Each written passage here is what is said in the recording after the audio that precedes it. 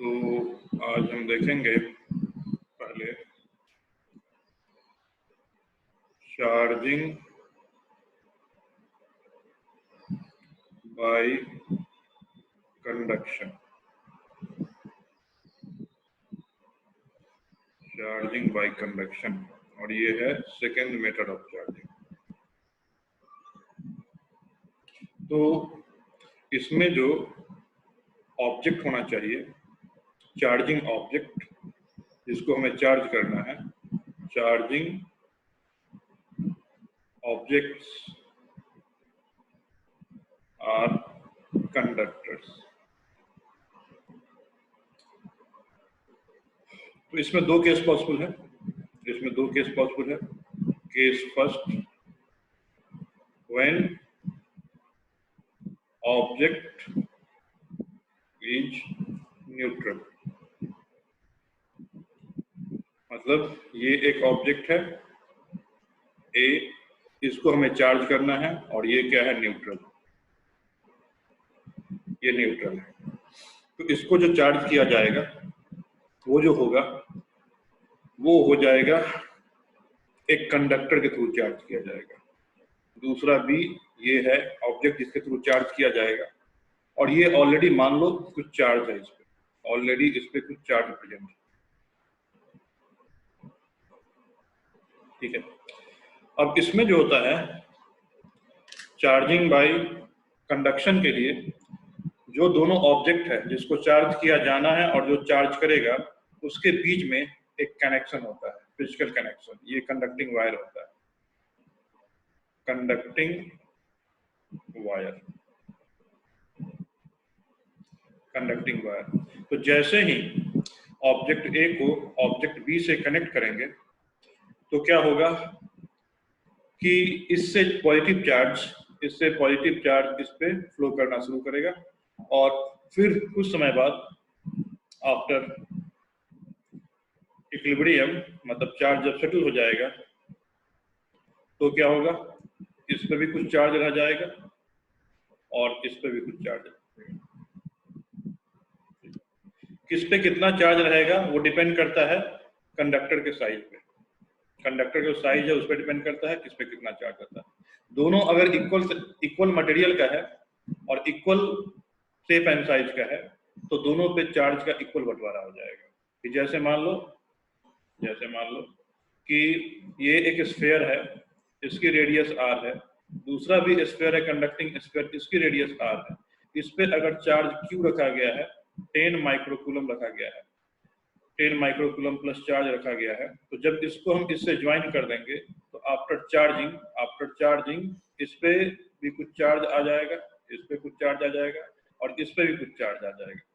क्या चार्ज हो जाएगा इस पे? तो इस पे हो जाएगा +5 माइक्रोकूलम का चार्ज, और इस पे भी हो जाएगा 5 माइक्रोकूलम का चार्ज। यहाँ क्या है, दोनों कंडक्टर वो हैं same material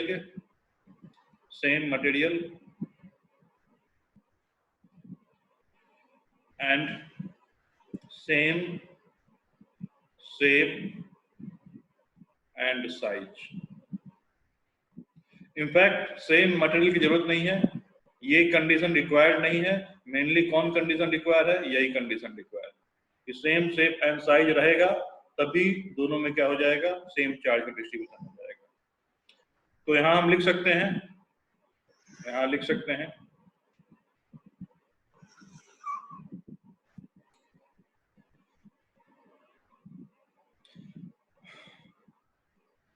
when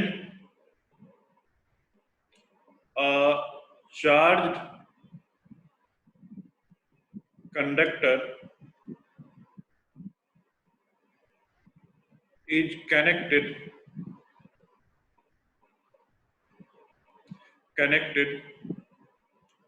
with a neutral conductor,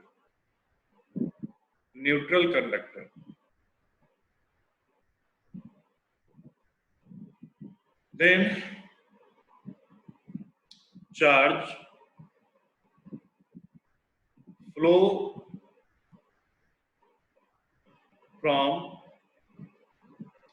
charge conductor या charge body to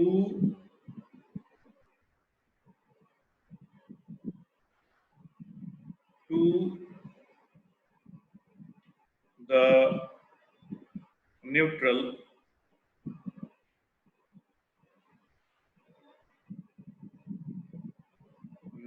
body until the potential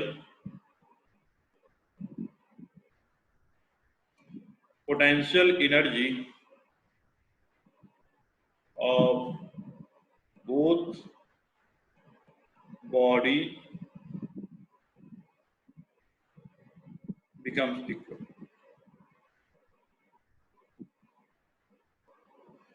अब एक नया वर्ड है पोटेंशियल एनर्जी। तो वर्क एनर्जी पावर में जो पढ़े थे ना पोटेंशियल एनर्जी, वही पोटेंशियल है। यहाँ पे बात होगी इलेक्ट्रिक पोटेंशियल एनर्जी की। तो इसको हम चर्चा थोड़ा बाद में करेंगे। इसको फिलहाल ये समझ लो कि न्यूट्रल ऑब्जेक्ट होता है उसकी पोटेंशियल एनर्जी मिनिमम होती है ना, 0 होती है। और जो पॉजिटिव ऑब्जेक्ट होता है, पॉजिटिव चार्ज ऑब्जेक्ट, उसकी पोटेंशियल एनर्जी हाई होती है। और जो निगेटिव चार्ज ऑब्जेक्ट होता है उसकी पोटेंशियल एनर्जी निगेटिव में लो होती है। तो फिलहाल अभी इतना ही चीज को याद रखना है। निगेटिवली चार्ज होगा वो लो पोटेंशियल पे होगा, एंड पॉजिटिवली चार्ज होगा वो हाई पोटेंशियल पे होगा। ठीक है। और न्यूट्रल जो होगा उसकी पोटेंशियल क्या हो जाएगी, 0 हो जाएगी। तो यहाँ ये हाई पोटेंशियल पे, लो पोटेंशियल पे है। तो इससे चार्ज का फ्लो तब तक होता रहेगा जब तक दोनों सेम पोटेंशियल पे ना आ जाए। और इसको ऐसे मानना है कि चार्ज का फ्लो जो है वाटर के फ्लो पे है, और वाटर का फ्लो क्या होता है, हाई प्रेशर से लो प्रेशर पे होता है, तब तक जब तक दोनों कंटेनर में प्रेशर क्या हो जाए, सेम ना हो जाए। तो यहाँ चार्ज का भी कुछ ऐसा ही होगा कि दोनों ऑब्जेक्ट में जब वो इलेक्ट्रिकल प्रेशर सेम हो जाता है तब तक चार्ज का फ्लो होते रहता है। समझ में आया? यस सर, समझा दीजिएगा। सेम में क्या सेम क्यों? क्या अभी फल फूल अच्छा से खाइए, समय नहीं था लोगों को, कुदरत की कम। बोलो सर, ये मटेरियल का शेप और साइज सेम क्यों होना चाहिए? नहीं तो शेप देखो, कंडक्टर में चार्ज कहाँ पर रहता है, सरफेस पे रहता है ना। तो सेम शेप एंड साइज उसके सरफेस पे। हाँ, तो सेम शेप एंड साइज होगा तो उसका सरफेस एरिया भी क्या होगा, सेम होगा। और उसके सरफेस पर ही चार्ज रहना है तो सेम सरफेस एरिया मिलेगा, तो क्या हो जाएगा, सेम चार्ज का बंटवारा हो जाएगा। अगर सरफेस एरिया अलग होगा, तो उसमें फिर एक अलग चार्ज आ जाएगा। कि मान लो, ऐसे समझ लो ना, ऐसे समझो कि यहाँ पे मेरे पास एक रूम है, उस रूम का शेप एंड साइज सेम, और उस रूम में मुझे कुछ लोगों को अरेंज करना रहने के लिए। ठीक है, तो क्या होगा, इक्वल शेप एंड साइज होगा। तो उसमें क्या कर सकते हैं, इक्वल नंबर ऑफ बेड लगा सकते हैं, और इक्वल नंबर ऑफ बेड लगेगा उसमें इक्वल नंबर ऑफ आदमी रह सकता है। दोनों में सेम नंबर ऑफ आदमी रहेगा। तो सेम उसी तरह है कि यहाँ जो सरफेस है जहाँ पे चार्ज को रहना है, और यहाँ जो सरफेस है जहाँ पे चार्ज को रहना है, वो बिल्कुल एग्जैक्टली आइडेंटिकल होगा, तभी जो चार्ज का बंटवारा होगा वो आइडेंटिकल होगा। और वो आइडेंटिकल नहीं होगा तो चार्ज का बंटवारा आइडेंटिकल नहीं होगा। यस। तो बिना शेप चेंज हुए भी तो ये सरफेस एरिया सेम हो सकता है। क्या? अगर शेप अलग भी हुआ तब भी तो सरफेस एरिया सेम हो सकता है ना? हाँ, हो सकता है, वो भी केस हो सकता है, लेकिन समझने के लिए सिंपल केस हम कौन सा लेंगे, सेम शेप वाला। Same shape. फिलहाल वो भी हो सकता है, वो थोड़ा आगे वाला केस है। फिलहाल अभी इंट्रोडक्टरी लेवल पे समझने के लिए इसको लो। ठीक है। हाँ, मतलब एक केस है। ओवरऑल कह सकते हो कि जो सरफेस एरिया है उसी पे डिपेंड करेगा। और उसमें भी फिर एक और चीज है ना, बताया था कि सरफेस एरिया में जो होता है केवल इरेगुलर शेप होता है। ठीक है, थोड़ा सा फर्क आ जाता है कि अगर इरेगुलर शेप होगा तो जहाँ पे रेडियस ऑफ कर्वेचर कम होगा वहाँ चार्ज ज्यादा इकट्ठा हो जाएगा, और जहाँ रेडियस ऑफ कर्वेचर ज्यादा होगा वहाँ कम चार्ज इकट्ठा होगा। तो चार्ज का डिस्ट्रीब्यूशन अनयूनिफॉर्म होने से हो सकता है कि चार्ज दोनों में सेम डिस्ट्रीब्यूट ना हो। इसीलिए हम ओवरऑल क्या कर देते हैं कि दोनों का शेप एंड साइज क्या होना चाहिए, सेम होना चाहिए। कि अगर मान लो मैंने इस तरह का ऑब्जेक्ट ले लिया, एक इस तरह का पॉइंटेड ऑब्जेक्ट ले लिया और दूसरा भी मैंने इस तरह का पॉइंटेड ऑब्जेक्ट ले लिया, तो अगर इस पॉइंट का रेडियस ऑफ कर्वेचर और हर एक पॉइंट का रेडियस ऑफ कर्वेचर दोनों का इक्विवेलेंट हो गया, तो जो चार्ज डेंसिटी यहाँ आएगी वही चार्ज डेंसिटी क्या होगा, यहाँ होगा। जिस तरह चार्ज का डिस्ट्रीब्यूशन जो है यहाँ होगा उस तरह चार्ज का डिस्ट्रीब्यूशन यहाँ होगा। लेकिन अगर मान लो उसमें मैंने इस तरीके से ले लिया, हाँ इस तरीके से ले लिया, उसमें चार्ज का डिस्ट्रीब्यूशन यूनिफॉर्म होगा। अब इसमें हम एग्जैक्टली नहीं कर सकते हैं कि किसमें कम है किसमें ज्यादा चार्ज, इसीलिए थ्योरेटिकली ये बोला जाता है कि दोनों का शेप एंड साइज क्या होना चाहिए, सेम होना चाहिए। आगे अभी इस लेवल पे तो नहीं, लेकिन आगे जब एग्जैक्ट मटेरियल सिचुएशन की बात करते हैं तो वहाँ मटेरियल से ही पढ़ना है। लेकिन इस सिचुएशन में हमारे जो कोर्स में पढ़ना है उससे मटेरियल का जो फर्क है उसको इग्नोर किया गया है। यस ठीक है, इलेक्ट्रिक पोटेंशियल जैसे सेम करना है तो इसको निकालेंगे, क्या मतलब इलेक्ट्रिक पोटेंशियल सेम करना है जिस सब चार्ज का फ्लो स्टॉप हो जाएगा, तो वो सरफेस एरिया पे डिपेंड करता है। इस पे नहीं, पोटेंशियल बहुत सारी चीजों पे डिपेंड करता है, पोटेंशियल बहुत सारी चीजों पे डिपेंड करता है। वो हम पोटेंशियल का इसलिए बोले ना, पोटेंशियल का जिक्र हम आगे करेंगे, पोटेंशियल का जिक्र अभी नहीं करेंगे। बस तुमको फिलहाल इतना याद रखना है कि पोटेंशियल जो होता है वो समझ लो प्रेशर जैसा होता है, प्रेशर जैसा। पोटेंशियल जो होता है वो प्रेशर जैसा होता है कि जब प्रेशर जब सेम होता है तो वाटर का फ्लो नहीं होगा और प्रेशर डिफरेंस की तरह वाटर का फ्लो होगा। उसी तरह यहाँ पे पोटेंशियल डिफरेंस से चार्ज का फ्लो होता है। तो बस फिलहाल इस टर्म को भी याद रखना है। ये जो पोटेंशियल है पूरा का पूरा एक टॉपिक है, आगे चलेंगे ना इस टॉपिक में पूरे इलेक्ट्रोस्टैट में दो ही चीज पढ़ना ही है, एक हमें पढ़ना है फील्ड के बारे में और एक पढ़ना है पोटेंशियल के बारे में। तो इसका जिक्र जो होगा वो आगे के टॉपिक में होगा। तो फिलहाल इतना याद रखना है कि चार्ज का फ्लो तब तक होता रहेगा जब तक दोनों की पोटेंशियल सेम ना हो जाए। वो पोटेंशियल जो है बहुत सारे फैक्टर पर डिस्ट्रीब्यूट करता है, उसके जो सरफेस एरिया पर करता है, नियर बाय जो कोई चार्ज ऑब्जेक्ट होता है उस पे उसके प्रेजेंस पर डिपेंड करता है। ये सारी चीजें होती है। ठीक, यस सर। अब इसमें जो था एक केस था कि जब पहला ऑब्जेक्ट जो है न्यूट्रल हो, उस केस में क्या चार्जिंग होगी। अब इसको हम स्क्रीन से हटा रहे हैं, हटाए ना इसको। खान भाई लखनऊ में कहाँ से है वो तो नहीं बता रहे यार। ओके, अब इसमें दूसरा केस ये हो सकता है, दूसरा केस कि ऑलरेडी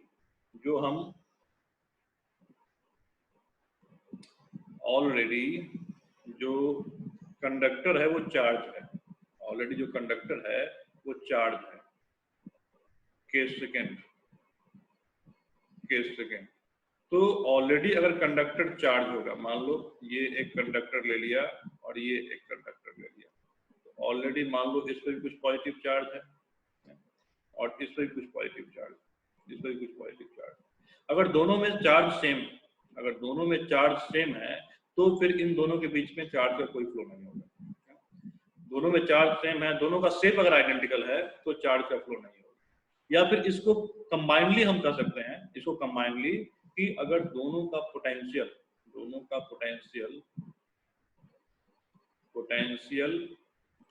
अगर सेम है तो चार्ज का फ्लो नहीं होगा। अब इसे ये मत समझ लेना कि चार्ज सेम होना चाहिए, पोटेंशियल अलग चीज होता है और चार्ज जो होता है ना अलग चीज होता है। अब यहाँ पे मैंने इन दोनों में 6 पॉजिटिव चार्ज इसमें 6 पॉजिटिव चार्ज इसमें दिखाया है, तो ये यहाँ पे दोनों का शेप भी हम क्या ले रहे हैं, सेम ले रहे हैं। ठीक है, तो यहाँ पे चार्ज का सेम होना और पोटेंशियल का सेम होना दोनों अलग अलग चीज होता है। पोटेंशियल जो है वो अलग तरीके से निकाला जाता है और चार्ज तो हम इजिली काउंट कर सकते हैं। तो अगर दोनों का पोटेंशियल सेम है तो चार्ज का फ्लो नहीं होगा। लेकिन अगर दोनों का पोटेंशियल जो है वो अलग अलग है, दोनों का पोटेंशियल अलग अलग है, तो क्या होगा, पोटेंशियल डिफरेंस के कारण चार्ज का फ्लो होगा। तो केस सेकेंड में लिखते हैं कि in case of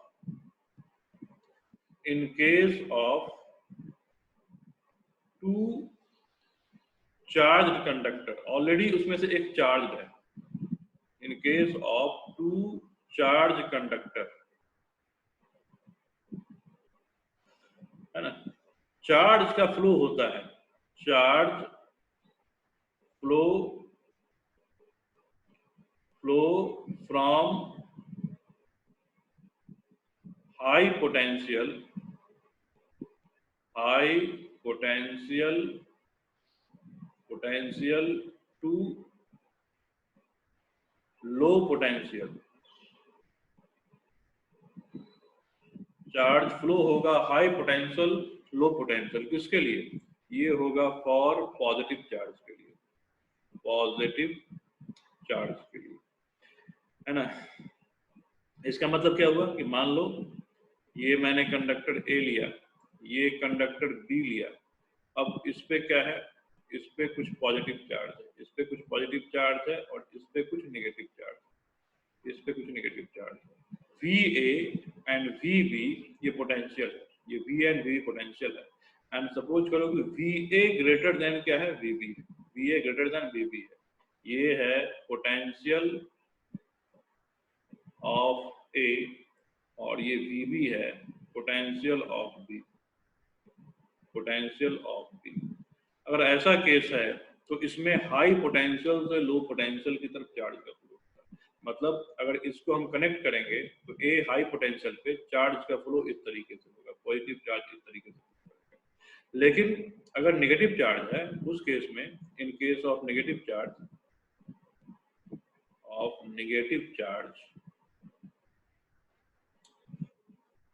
charge flow, in case of negative charge, flow of charge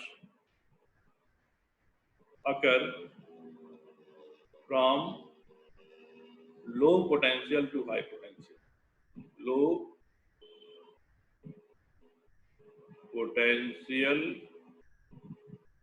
to high potential। फिलहाल इस स्टेटमेंट को याद रख लो भी, ये ऐसा क्यों होगा, ये इसको अच्छे से लॉजिकली जब पूरा टॉपिक आगे बढ़ जाएगा, हम कुछ मैथमेटिकल लॉ सीख जाएंगे तब पता चलेगा। मतलब इस केस में हम क्या कहेंगे कि अगर A है और ये B है, इस पे निगेटिवली चार्ज है, इस पे ही मान लो निगेटिवली चार्ज है, और ये VA है और ये VB है, VA ग्रेटर देन VB है, तब इसको कनेक्ट किया जाएगा तो चार्ज का फ्लो जो है अपोजिट डायरेक्शन में जाएगा। तो इस चीज को ध्यान रखना है।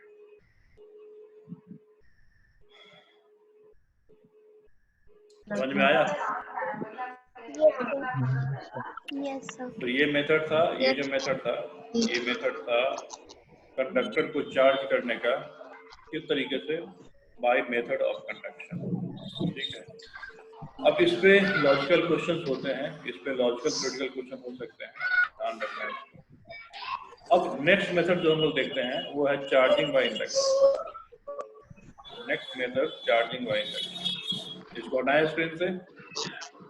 Yes sir.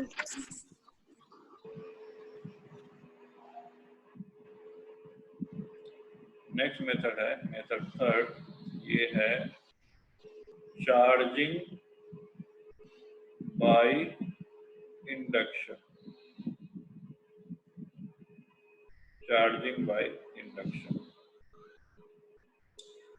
तो इसमें देखो मेनली क्या होता है, इसमें होता है किसी भी कंडक्टर को सबसे पहले इसमें भी चार्ज किया जाएगा, किसी कंडक्टर को किया जाएगा, है ना। तो किसी भी कंडक्टर को चार्ज किया जाएगा बिना उसको टच किए हुए, ये होता है charging of conductor without making any physical contact, any physical contact। और ये जो है ये CBSE पॉइंट ऑफ व्यू से बता देते हैं इसमें, जो देखो हम यहाँ जो करा रहे हैं तुमको +2 के exam plus JEE plus NEET, JEE NEET mains advance सबके प्रोस्पेक्ट से करा रहे हैं। तो थियोरेटिकली नोट्स जो है तुमको जो दिया जा रहा है, लिख रहे हो, ये तुम्हारे लिए हेल्पफुल होगा। जो तुम्हारा +2 का एग्जाम होता है, +2 का एग्जाम, उसमें जो डेरिवेशन वगैरह आएगा या फिर उसमें जो नोट्स वगैरह लिखना आएगा उसमें होगा। अब ये चार्जिंग बाय इंडक्शन जो है वो हम लिखते जाएंगे, हर एक टॉपिक में लिखते जाएंगे कि कौन चीज जो है सीबीएसई पॉइंट ऑफ व्यू से इम्पोर्टेंट है। तो ये जो है ये सीबीएसई 12 एग्जाम के व्यू से इम्पोर्टेंट है, मतलब इस पे वो शॉर्ट नोट लिखने पूछ सकता है, तो इसको ध्यान रखना है इस चीज सीबीएसई 12 पॉइंट ऑफ व्यू से। अब इसमें और ये कंपटीशन पॉइंट ऑफ व्यू से भी इम्पोर्टेंट होता है, और इसका इस्तेमाल आगे के जो टॉपिक्स होंगे उसमें आएगा। तो ये तरीका रखना है। तो इसको हम दो तरीके, इसको जो चार्जिंग व इंडक्शन है तो मेनली तो होता है कंडक्टर के लिए, मेनली होगा कंडक्टर के लिए, लेकिन इसका जो कंसेप्ट है चार्ज इंड्यूस का जो कंसेप्ट है वो इंसुलेटर में भी आता है। तो इसमें जो ओवरऑल चार्ज जो आएगा, इस मेथड से जो ओवरऑल चार्ज जो आएगा वो ओवरऑल चार्जिंग का इफेक्ट तो आएगा कंडक्टर पे, लेकिन अगर इस मेथड से हम इंसुलेटर मतलब ये चार्जिंग बाय इंडक्शन का मेथड इंसुलेटर पे अप्लाई करते हैं तो उस इंसुलेटर पे नेट चार्ज तो नहीं आएगा, लेकिन होता क्या है उसका इफेक्ट कि उस इंसुलेटर पे के सरफेस पे कुछ चार्ज जो है निकल के आ जाता है, इंड्यूस चार्ज आ जाता है, उसको हम इंड्यूस चार्ज बोलते हैं। और ये जो इंसुलेटर के सरफेस पे चार्ज इंड्यूस हो जाता है, इस चीज का इस्तेमाल इसी चैप्टर में आगे टॉपिक है कैपेसिटर, उस कैपेसिटर में किया जाता है। तो उस पॉइंट ऑफ व्यू से भी ये इम्पोर्टेंट है, तो इसको अच्छे से समझना है, इसको बिल्कुल हम एटॉमिक लेवल पे जाकर समझाएंगे। अब पहले देखो, पहले तो यहाँ पे समझने के हिसाब से लिख लो कि होता क्या है। तो इसमें तुमको हम दो एटम दिखा रहे हैं, एक एटम जो है कंडक्टर का है, इसको समझना पहले, अभी लिखना मत, इसको कब लिखना है हम बता देंगे इसमें। तो इसमें क्या है, इसमें तुमको दो एटम लिया जाता है, मान लो ये उसका न्यूक्लियस है, ये न्यूक्लियस है, एंड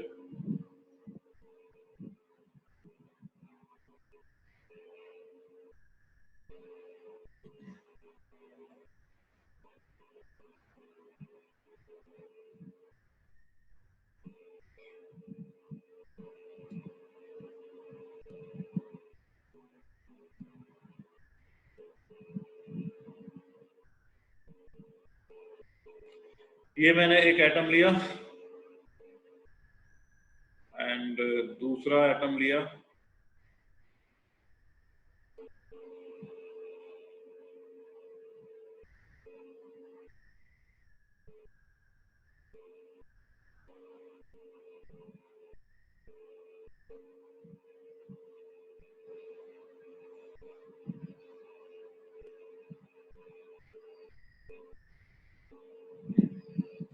तो ये मैंने यहाँ पे दो एटम ले लिए।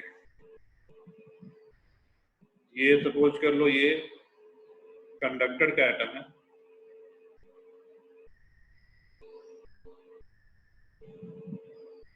कंडक्टर एटम, एंड ये इंसुलेटर एटम,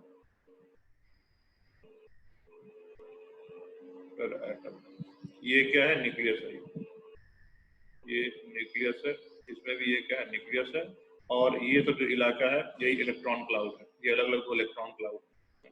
तो इसमें क्या होगा, इलेक्ट्रॉन होगा, इसमें इलेक्ट्रॉन होगा, इसमें इलेक्ट्रॉन होगा, या फिर इसमें भी क्या होगा, इलेक्ट्रॉन्स होंगे इसमें, इस तरीके से।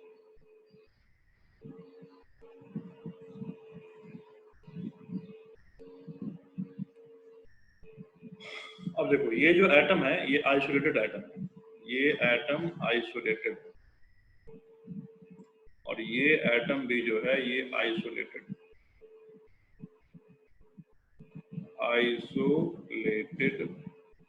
एटम्स।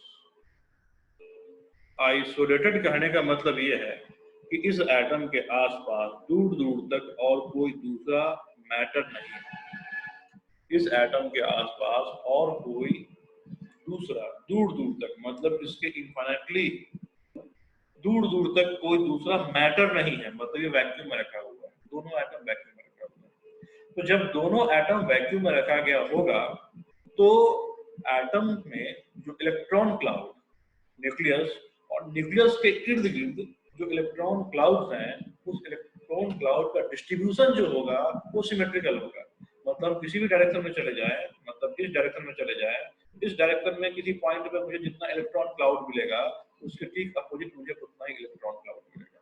अब इलेक्ट्रॉन क्लाउड का कंसेप्ट पता होगा शायद तुमको। इलेक्ट्रॉन क्लाउड जानते हैं ना? इलेक्ट्रॉन क्लाउड जो होता है वो रीजन होता है, वो स्पेस होता है जहाँ पे इलेक्ट्रॉन की फाइंडिंग प्रोबेबिलिटी होती है, वहाँ पे। तो जब ये आइसोलेटेड एटम होगा, तो फिर उस केस में क्या होगा? उस केस में ये इलेक्ट्रॉन क्लाउड दोनों में, चाहे इंसुलेटर हो चाहे कंडक्टर हो, दोनों में इलेक्ट्रॉन क्लाउड का डिस्ट्रीब्यूशन सिमेट्रिकल होगा। पहला बात ये याद रखना। दूसरा बात, कंडक्टर्स के जो एटम होते हैं उसमें जो न्यूक्लियस का अपने आउटर मोस्ट इलेक्ट्रॉन पे जो पकड़ होता है, जो ग्रिप होता है, वो कमजोर होता है। कहने का मतलब ये जो आउटर मोस्ट सेल के, मान लो और भी इसमें सेल होंगे, इसमें, तो जो आउटर मोस्ट सेल के इलेक्ट्रॉन होंगे उस इलेक्ट्रॉन का न्यूक्लियस से लूजली बॉन्डेशन होता है, मतलब वीक बॉन्डेशन होता है। लेकिन इंसुलेटर के atom, in case of insulated atom, ये जो चाहे इनर मोस्ट की बात करें चाहे आउटर मोस्ट की बात करें, तो उसमें जो इलेक्ट्रॉन होते हैं सबका अच्छा खासा पकड़ होता है। मतलब अगर मुझे इस इलेक्ट्रॉन को, इंसुलेटर के इस इलेक्ट्रॉन को न्यूक्लियस के इसके प्रभाव से हटाना है तो मुझे काफी ज्यादा ह्यूज अमाउंट ऑफ एनर्जी देनी पड़ेगी। वो नॉर्मली जो हम एनर्जी लैब में देते हैं, जो पोटेंशियल लैब में देते हैं, उससे जो है ये अपने न्यूक्लियस से डी अटैच नहीं होगा।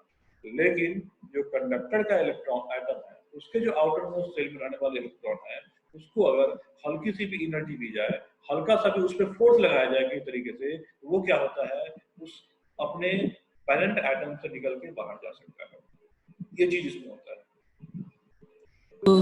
ये समझ में आया? Yes sir. Yes sir. तो ये इसको ध्यान समझना है क्योंकि ये कंसेप्ट आगे भी कई बार आएगा।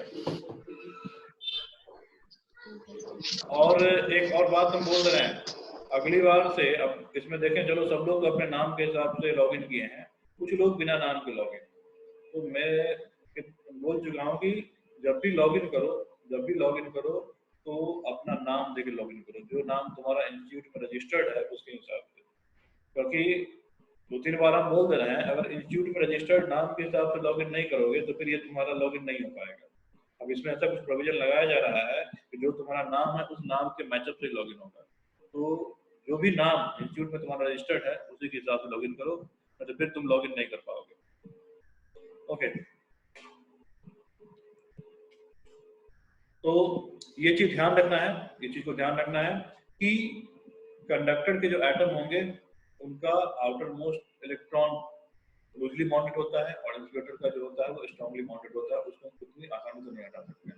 अब ये सेशन खत्म होने वाला है, नेक्स्ट सेशन के लिए फिर से लॉगिन करो।